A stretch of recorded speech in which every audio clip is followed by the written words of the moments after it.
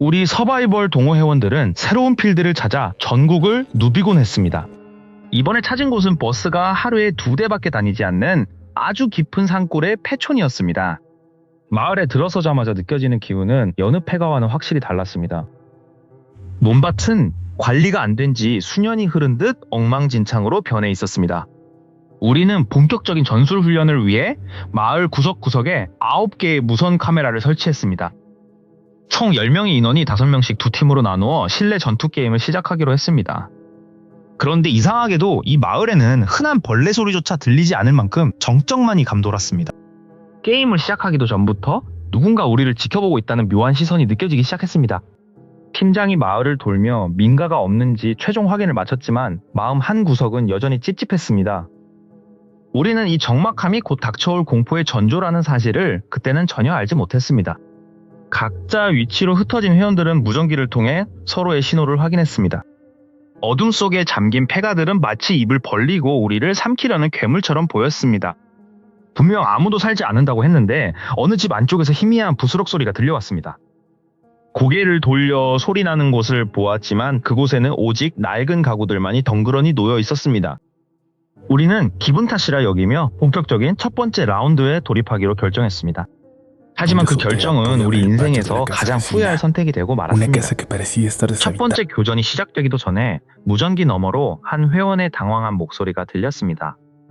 팀장님, 우리 말고 다른 사람이 있는 것 같아요 라는 말이 귓가를 울렸습니다. 우리는 즉시 게임을 중단하고 인원을 점검했지만 우리 회원 10명은 모두 제자리에 있었습니다. 그렇다면 그 회원이 본 11번째 사람은 대체 누구였을까요? 그 의문의 인물은 파란색 벽지가 발린 방 안쪽으로 사라졌다고 했습니다. 우리는 확인을 위해 해당 방으로 조심스럽게 발걸음을 옮겼습니다. 그 방은 한낮에도 빛이 전혀 들지 않을 정도로 어둡고 축축한 기운이 가득했습니다. 방 안에는 아무도 없었지만 벽면에는 붉은색 페인트탄이 선명하게 묻어 있었습니다. 회원은 분명 사람을 맞췄다고 주장했지만 그곳에는 오직 차가운 벽뿐이었습니다. 우리는 확인을 위해 미리 설치해둔 카메라의 메모리 카드를 회수했습니다. 노트북 화면으로 본 영상 속에는 믿기 힘든 광경이 찍혀 있었습니다. 영상 속에는 우리와는 다른 낡은 운동복을 입은 형체가 방 안을 서성이고 있었습니다. 그 형체는 마치 우리가 보이지 않는다는 듯이 허공을 향해 무언가 중얼거리고 있었습니다. 더 소름 돋는 것은 영상 속 그 남자가 갑자기 렌즈를 뚫어지게 쳐다본 것이었습니다. 이건 그냥 노숙자일 거야 라고 누군가 애써 현실을 부정했습니다. 하지만 이 깊은 산골 폐가에 노숙자가 있을 확률은 거의 제로에 가까웠습니다. 게다가 영상 속 인물의 옷차림은 수십 년 전의 유행을 따르고 있었습니다. 분위기를 환기시키기 위해 우리는 잠시 쉬면서 맥주를 한 잔씩 마시기로 했습니다.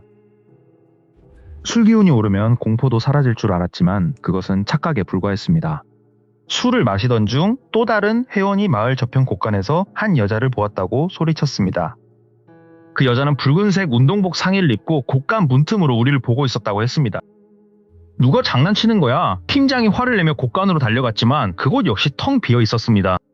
곳간 바닥에는 아까 영상에서 본 것과 같은 빨간 운동복 바지가 버려져 있었습니다. 마치 누군가 방금 전까지 이곳에서 옷을 갈아입고 사라진 것만 같아 소름이 돋았습니다. 낡은 군복의 온기가 가시기도 전에 우리는 각자의 위치로 흩어져 서바이벌 게임의 시작을 알렸습니다.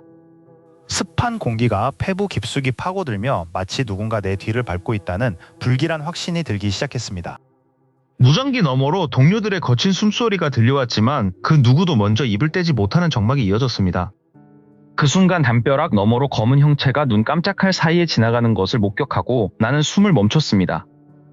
우리 팀원들 중에는 그런 검은색 전술복을 입은 사람이 단 한 명도 없다는 사실이 뇌리를 스쳤습니다. 나는 무전기를 눌러 방금 본 인물이 누구인지 다급하게 확인을 요청했습니다. 하지만 무전기에서는 지지직거리는 기분 나쁜 소음과 함께 정체 모를 웃음소리 같은 것이 들려왔습니다. 불안한 마음에 나는 마을 중심부의 거점으로 돌아가기로 결정하고 발걸음을 재촉했습니다. 거점에 미리 설치해두었던 실시간 모니터 앞에 모인 동료들의 얼굴은 이미 창백하게 질려 있었습니다. 화면 속에는 아까 내가 본 그 검은 형체가 카메라 바로 앞을 유령처럼 서성이고 있었습니다. 그 형체는 인간이라기엔 너무나 기괴하게 꺾인 자세로 마당 한복판에 멈춰 서 있었습니다. 우리는 영상을 수차례 되감아 보았지만 그 인물이 어디서 나타나 어디로 사라졌는지 알 수 없었습니다.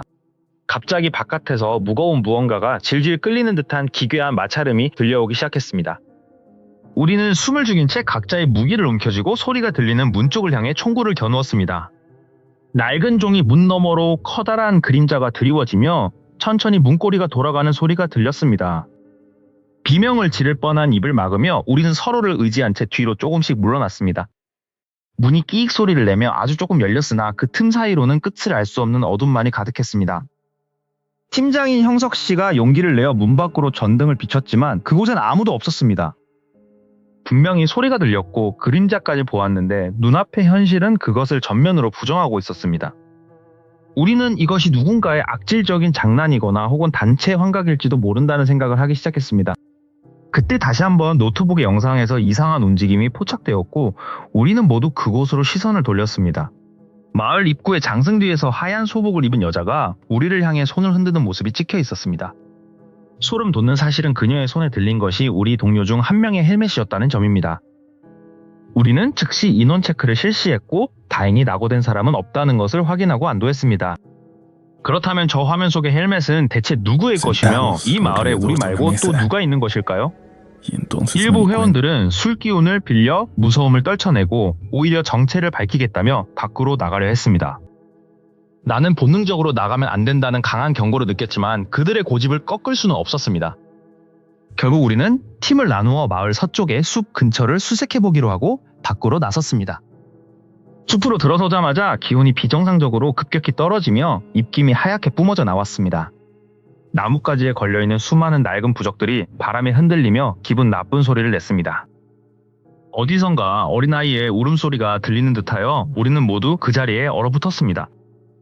발밑을 비춘 전등빛 아래로 누군가 방금 파헤친 듯한 흙더미와 썩은 냄새가 진동했습니다. 이 마을은 우리가 단순히 게임을 즐길 수 있는 장소가 아니라는 것을 뒤늦게 깨달았습니다. 멀리서 우리를 지켜보는 수많은 눈동자들이 어둠 속에서 번뜩이는 것을 발견하고 심장이 내려앉았습니다. 도망쳐! 누군가의 외침과 동시에 우리는 미친 듯이 마을 중심부를 향해 달리기 시작했습니다. 뒤에서 따라오는 발소리는 우리가 달리는 속도에 맞춰 점점 더 빨라지고 가까워졌습니다. 겨우 마을 공터로 빠져나왔을 때 우리는 더 큰 공포를 마주해야만 했습니다. 아까까지만 해도 텅 비어있던 마을의 모든 집들에 일제히 촛불이 켜져 있었습니다. 그리고 각 집의 툇마루마다 정체 모를 노인들이 앉아 우리를 무표정하게 응시하고 있었습니다.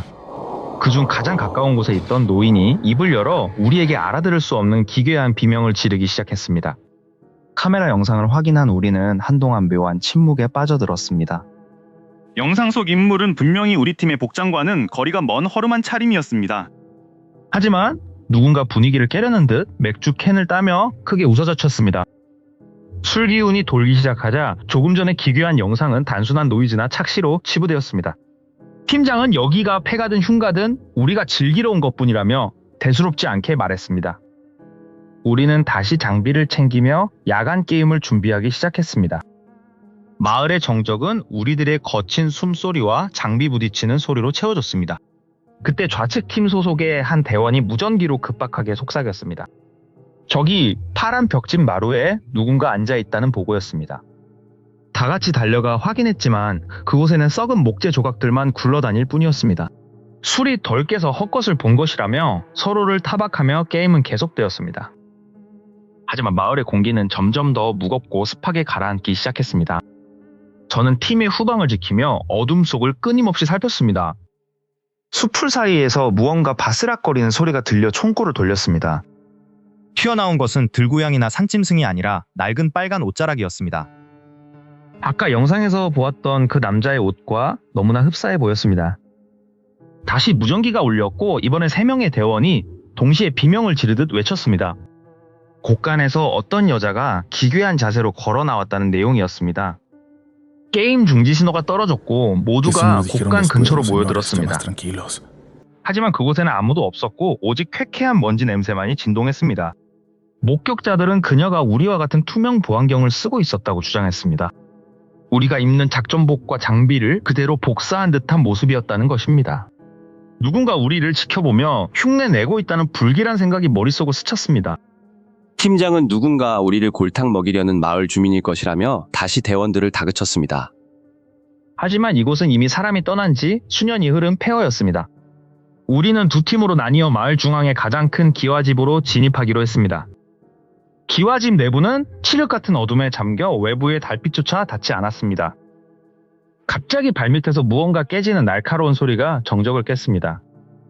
바닥에는 하얀 가루와 함께 깨진 항아리 파편들이 널브러져 있었습니다. 그 하얀 가루에서 풍기는 냄새는 일반적인 흙먼지와는 확연히 달랐습니다. 벽면에는 장의사라는 글자가 적힌 낡은 간판이 비스듬히 걸려 있었습니다. 깨진 항아리들이 단순한 장식용이 아닌 유골함일지도 모른다는 공포가 엄습했습니다. 그 순간 등 뒤에서 누군가 낮게 읊조리는 소리가 들렸습니다. 고개를 돌리자 어둠 속에서 우리와 똑같은 전술복을 입은 자가 서 있었습니다. 우리 팀원인 줄 알고 이름을 불렀지만 그는 대답 대신 기이한 소리를 내며 웃었습니다. 그의 얼굴을 확인하기 위해 라이트를 비추자 그 자는 순식간에 어둠 속으로 사라졌습니다. 대원들 사이에서 무전이 빗발치며 마을 곳곳에서 그들이 나타났다는 보고가 쏟아졌습니다. 단순한 침입자가 아니라 이 공간 자체가 우리를 거부하고 있다는 사실을 깨달았습니다. 우리는 서둘러 마을 입구의 캠프로 퇴각하기 위해 발걸음을 재촉했습니다. 그런데 갑자기 꺼져 있던 마을의 모든 집에서 동시에 전등이 환하게 켜지기 시작했습니다. 마을의 모든 집에서 동시에 불이 켜지자 우리는 그대로 얼어붙고 말았습니다. 전기가 끊긴 지 수년이 지난 폐마을에 전등이 들어온다는 것은 상식적으로 불가능한 일이었습니다. A팀 인원들이 갑자기 비명을 지르며 마을 중앙에 있던 장의사 집에서 뛰쳐나왔습니다. 그들은 겁에 질린 표정으로 그 집 안에서 도저히 믿을 수 없는 것을 보았다고 소리쳤습니다. 나는 상황을 확인하기 위해 손전등을 고쳐 쥐고 문제의 장의사 집으로 천천히 발을 옮겼습니다. 문 위에는 낮에는 보이지 않던 낡은 간판이 어렴풋이 모습을 드러내고 있었습니다. 간판의 가운데 글자는 떨어져 나갔지만 장의사라는 두 글자는 선명하게 남아 있었습니다. 집 안으로 들어서자마자 코를 찌르는 쾌쾌한 곰팡이 냄새와 정체 모를 한기가 온몸을 감쌌습니다. 바닥에는 마치 밀가루를 뿌려놓은 듯한 하얀 가루들이 두껍게 깔려 있었습니다. 발을 내디딜 때마다 부석거리며 밟히는 그 감촉은 일반적인 흙이나 먼지와는 확실히 달랐습니다. 나는 고개를 들어 방 한 구석에 놓인 낡은 찬장을 비추어 보았습니다. 거기에는 낮에 보았던 평범한 항아리가 아닌 수십 개의 유골함이 빼곡히 진열되어 있었습니다. 분명 낮에 답사를 왔을 때는 그저 평범한 도자기들이라고 생각했었는데 제정신이 아니었던 것 같습니다. 갑자기 뒤쪽에서 무언가 깨지는 날카로운 소리가 정막을 깨뜨렸습니다. 소스라치게 놀라 뒤를 돌아보자 입구 쪽에 없던 유골함 하나가 바닥에 떨어져 박살나 있었습니다. 그 유골함은 분명 방금 전까지만 해도 안쪽 찬장 깊숙한 곳에 놓여있던 것이었습니다. 누군가 장난을 치는 것이 아닐까 싶어 주위를 샅샅이 비추었지만 방 안에는 저 혼자뿐이었습니다. 그때 찬장 위에 있던 다른 유골함들이 기괴한 소리를 내며 조금씩 진동하기 시작했습니다. 드르륵 하는 소름 끼치는 소리가 빈 방 안을 가득 메우며 내 귓가를 파고들었습니다. 눈앞에서 유골함 하나가 허공으로 살짝 떠오르더니 그대로 바닥을 향해 곤두박질 쳤습니다. 나는 비명을 지르며 장의사 집 밖으로 미친 듯이 도망쳐 나왔습니다. 마당으로 나오자 먼저 도망쳤던 회원들이 사색이 된 채 나를 기다리고 있었습니다. 우리는 서둘러 설치해 두었던 카메라 영상을 확인하기 위해 베이스 캠프로 모였습니다.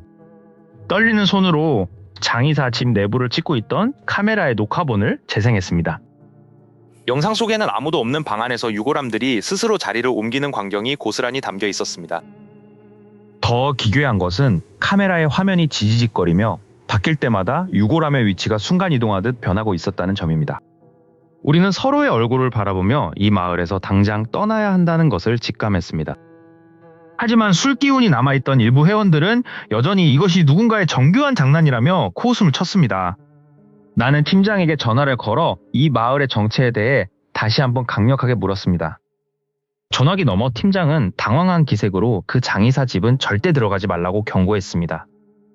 그는 사실 그 집이 마을에서 가장 원한이 깊은 흉가였으며 외지인이 들어가면 화를 입는 곳이라고 뒤늦게 고백했습니다.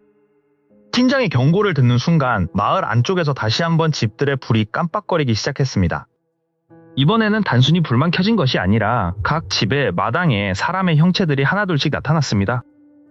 그들은 모두 옛날 옷을 입은 노인들이었으며 마치 우리를 감시하듯 일제히 고개를 돌려 우리를 바라보았습니다. 빨리 나가! 이곳은 산 사람이 있을 곳이 아니야 하는 고함이 마을 전체에 울려 퍼졌습니다. 그것은 사람의 목소리라기보다는 땅속에서 울려나오는 듯한 기괴한 소리였습니다. 마당에 서 있던 노인들이 천천히 우리를 향해 걸어 나오기 시작했습니다. 우리는 공포에 질려 소지품도 제대로 챙기지 못한 채 각자의 차량으로 질주했습니다. 차에 올라타 시동을 거는 순간에도 창밖에는 그 기괴한 노인들의 얼굴이 다닥다닥 붙어 우리를 노려보고 있었습니다. 그런데 마을 입구를 벗어나려는 찰나 차 뒤쪽에서 거대한 건물이 무너져 내리는 굉음이 들려왔습니다. 차 뒤쪽에서 들려온 거대한 굉음은 마치 대지가 비명을 지르는 듯한 착각을 불러일으켰습니다. 백미러를 통해 비친 마을의 풍경은 조금 전 우리가 보았던 죽은 마을이 아니었습니다. 폐허가 되었던 집들의 창문마다 핏빛처럼 붉고 일렁이는 조명이 일제히 켜지기 시작했습니다. 전기도 들어오지 않는 그곳에서 어떻게 불이 들어올 수 있는지 상식적으로 이해할 수 없었습니다. 마을 전체가 마치 하나의 거대한 생명체처럼 맥박을 치며 살아나고 있었습니다. 우리는 홀린 듯 차를 멈추고 창밖으로 펼쳐지는 기괴한 광경을 바라보았습니다. 각 집의 마루 위에는 낮에는 보이지 않았던 그림자들이 하나둘씩 모습을 드러냈습니다. 그것들은 사람의 형태를 하고 있었으나 움직임은 몹시 부자연스럽고 기괴했습니다. 가장 가까운 집의 문이 열리며 등이 굽은 한 노인이 천천히 걸어 나왔습니다. 노인의 얼굴은 창백하다 못해 푸른빛이 돌았고 눈동자는 초점이 없이 비어 있었습니다. 노인은 우리를 향해 지팡이를 휘두르며 찢어지는 듯한 목소리로 소리를 질렀습니다. 당장 이곳을 떠나지 않으면 죽음을 면치 못할 것이라는 호통이 산울림처럼 퍼졌습니다. 노인의 뒤를 이어 다른 집들에서도 수십 명의 노인들이 쏟아져 나오기 시작했습니다. 그들은 약속이라도 한 듯 우리 차를 향해 천천히 하지만 위협적으로 다가왔습니다. 운전석에 앉은 친구는 떨리는 손으로 기어를 변속하려 애를 썼습니다. 하지만 엔진은 마치 누군가 붙잡고 있는 것처럼 힘없이 털털거리며 꺼져버렸습니다. 사방에서 들려오는 노인들의 곡소리와 호통소리가 차 안을 가득 메웠습니다. 한 할머니가 차 유리에 얼굴을 바짝 들이대고는 손톱으로 유리를 긁어대기 시작했습니다. 끼익거리는 그 소름 끼치는 소리는 우리의 고막을 뚫고 뇌를 자극하는 것 같았습니다.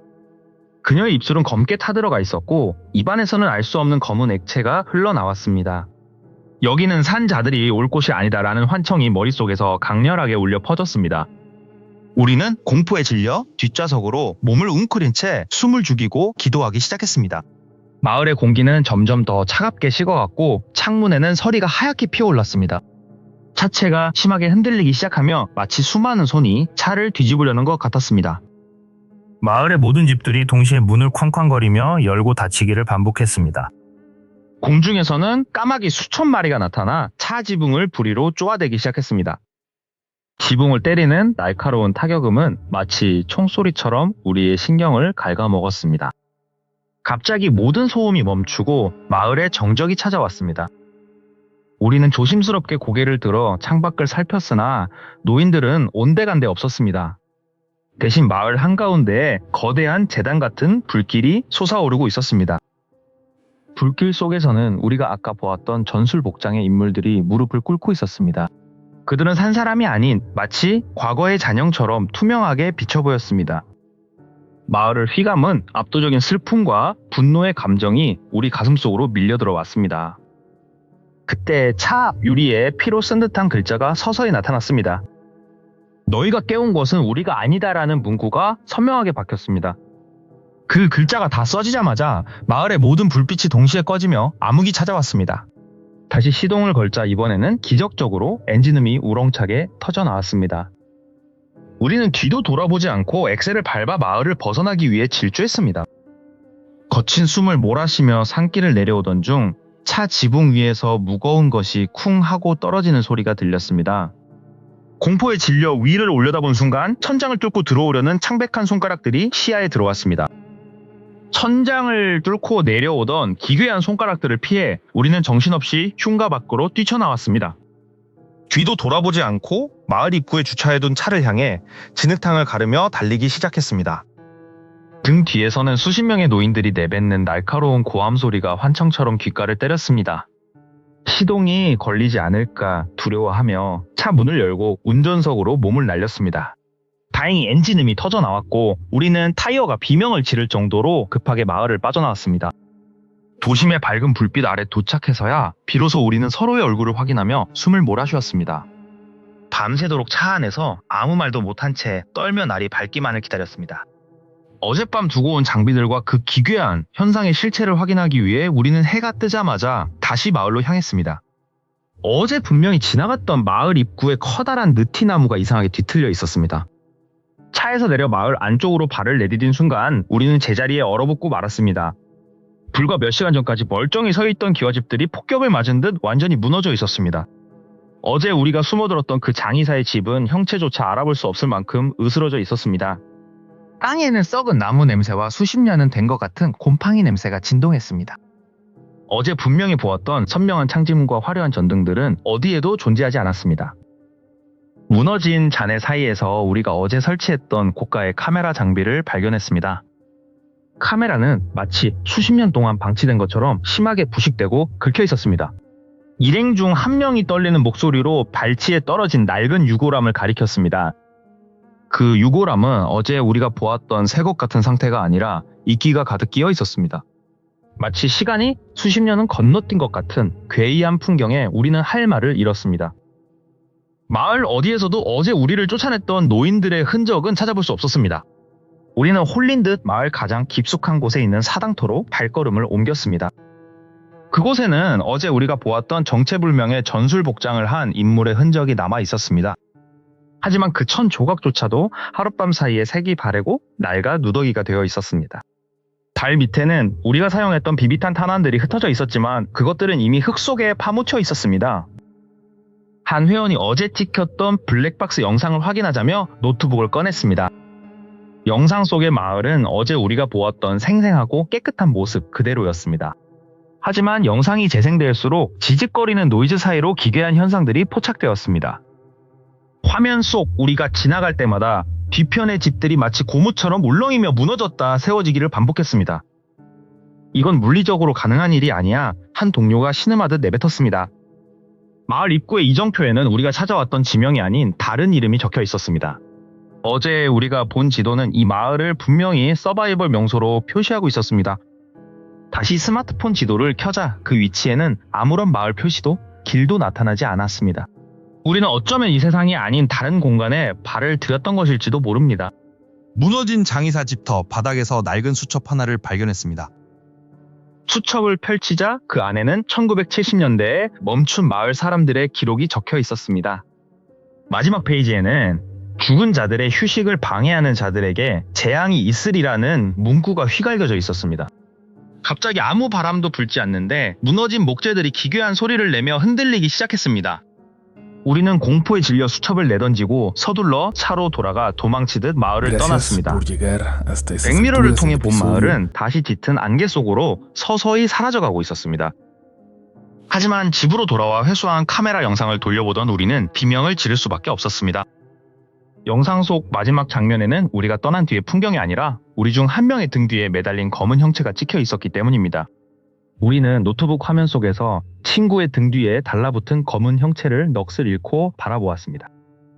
그것은 인간의 형상을 하고 있었지만 팔다리가 기괴하게 꺾인 채 친구의 어깨를 감싸고 있었습니다. 소름 돋는 사실은 그 형체가 카메라 렌즈를 똑바로 응시하며 입을 벌리고 있었다는 점입니다. 우리는 영상을 멈추고 한동안 아무 말도 할 수 없었습니다. 하지만 영상을 더 자세히 돌려보던 중 우리는 기이한 현상을 하나 더 발견했습니다. 마을 곳곳에 서 있던 노인들이 소리를 지르던 순간 그들의 손가락이 가리키는 방향이 모두 일정했습니다. 그들은 우리를 위협하려던 것이 아니라 마을 뒤쪽에서 내려오는 무언가로부터 우리를 쫓아내려 했던 것입니다. 다음날 마을이 완전히 무너져 내린 것도 단순한 노후화 때문이 아니었을지도 모릅니다. 그곳은 이미 산 자들이 발을 들여서는 안 되는 죽음이 지배하는 영토였습니다. 우리는 단지 스릴을 즐기기 위해 그들의 안식을 방해한 불청객에 불과했습니다. 만약 우리가 노인들의 호통을 무시하고 끝까지 그곳에 남았다면 어떻게 되었을까요? 아마 우리 역시 그 마을의 일부가 되어 영원히 빠져나오지 못했을 것입니다. 이 사건 이후 우리 동호회는 운영을 전면 중단하고 해체되었습니다. 서바이벌 게임이라는 취미는 즐겁지만 장소 선택에는 반드시 책임이 따릅니다. 사유지 침범이나 비공식 게임장을 이용하는 행위가 얼마나 위험한지 뼈저리게 느꼈습니다. 눈에 보이는 위험보다 더 무서운 것은 우리가 알지 못하는 세계의 금기입니다. 태마을의 노인들이 보여준 그 분노는 어쩌면 마지막 잡이었을지도 모릅니다. 지금도 가끔 밤마다 등 뒤가 서늘해질 때면 그날의 영상이 떠오릅니다. 내 친구의 등 뒤에 있던 그 검은 존재는 정말로 마을을 떠났을까요? 아니면 여전히 우리 중 누군가의 그림자 속에 숨어 다음 기회를 노리고 있을지도 모릅니다. 이 이야기를 들으시는 여러분도 함부로 금지된 장소에 발을 들이지 마십시오. 지도에 표시되지 않은 장소에는 그만한 이유가 반드시 존재하기 때문입니다. 마을은 무너졌지만 그곳에 서려있던 원한과 경고는 여전히 공기 중에 남아 있습니다. 우리는 그날 이후로 다시는 산속으로 들어가는 취미를 갖지 않게 되었습니다. 잊으려 노력해도 꿈속에서는 항상 그 장의사 집의 유골함들이 나타납니다. 정박한 폐허 속에서 들리던 정체불명의 무전 소리도 여전히 귀를 맴돕니다. 이제 이 기록을 끝으로 그날의 기억을 마음속 깊이 묻어두려 합니다. 여러분의 안전은 여러분 스스로가 지켜야 한다는 점을 잊지 마십시오. 세상에는 법보다 무서운 금기가 훨씬 더 많이 존재합니다. 그리고 그 금기를 어긴 대가는 때로 목숨으로 지불해야 할 수도 있습니다. 드디어 모든 영상 편집이 끝났고 저는 이제 휴식을 취하려 합니다. 그런데 갑자기 꺼진 모니터 화면에 제 뒤에 서 있는 누군가가 비칩니다. 저는 고개를 돌릴 용기가 나지 않아 그대로 얼어붙었습니다. 귓가에는 아주 작게 가지 말라고 속삭이는 목소리가 들려옵니다. 그것은 마을에서 들었던 그 노인의 목소리와 똑같았습니다. 아, 그는 저를 따라온 것이 아니라 저를 지켜주기 위해 이곳에 있는 것일까요? 이 공포가 끝이 나면 저는 더 이상 그 마을을 두려워하지 않게 될 것 같습니다. 죽음의 위기를 넘긴 우리에게 남은 것은 오직 생명의 소중함 뿐입니다. 폐허가 된 마을의 경고를 가슴에 새기며 이 이야기를 마칩니다. 부디 여러분의 앞날에는 이런 끔찍한 공포가 닿지 않기를 진심으로 바랍니다.